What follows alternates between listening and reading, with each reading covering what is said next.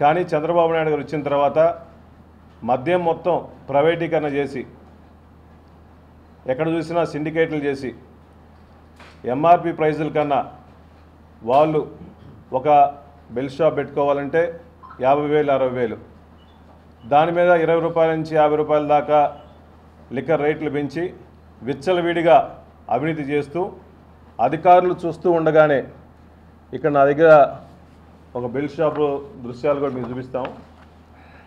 ఇదొక bell shop, Chemakurthi మండలంలో ఒక బెల్ షాపు. ఒక బార్ నడుపుతున్నట్టు బార్ నడిపి సాయంత్రం పూట విచ్చలవిడిగా రోడ్డు పక్కన బడన్ లేదు గుడెన్ లేదు, ఎక్కడ పెడితే అక్కడ విపరీతంగా మందు అమ్ముతూ ఎంతోమంది ప్రజల ప్రాణాలు గాలికి తీస్తున్నారు. ఇక్కడ జరుగుతుంది కానీ స్కాము మా ప్రభుత్వంలో ఎప్పుడు స్కామ్ లేదు. అసలు కావాలని ఒక లేనిపోనిది కొత్తది సృష్టించి జగన్మోహన్ గారి మీద బురజల్లే కార్యక్రమం చంద్రబాబు నాయుడు గారు చేస్తున్నారు.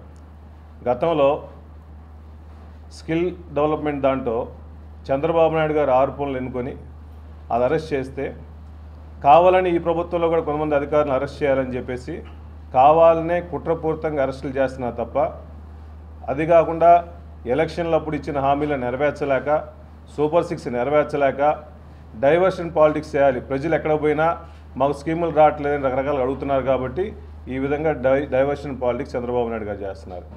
అదేవిధంగా మా ప్రభుత్వంలో లిక్కర్ బాగలేదు, లిక్కర్ నాణ్యత లేదని చెప్పేసి రకరకాల కామెంట్లు చేశారు. అంతకుముందు ఎన్ని డిస్టిలరీస్ ఉన్నాయో ఇప్పుడు అన్నీ డిస్టిలరీస్ ఉన్నాయి. అంతకుముందు ఏ డిస్టిలరీస్ నుంచో మద్యం సప్లై అయిందో బాటిల్తో సహా సేమ్ మందు కూడా ఇప్పుడు సప్లై చేస్తుంది. అప్పుడేమో లిక్కర్ బాగాలేదన్నాడు, ఇప్పుడేమో వాళ్ళు అమృతం పోషిస్తున్నారా? సేమ్ మందే పోషిస్తున్నారు కదా.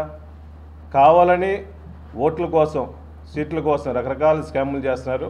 బాబు గారు దయచేసి ఇచ్చిన హామీలు నెరవేర్చండి.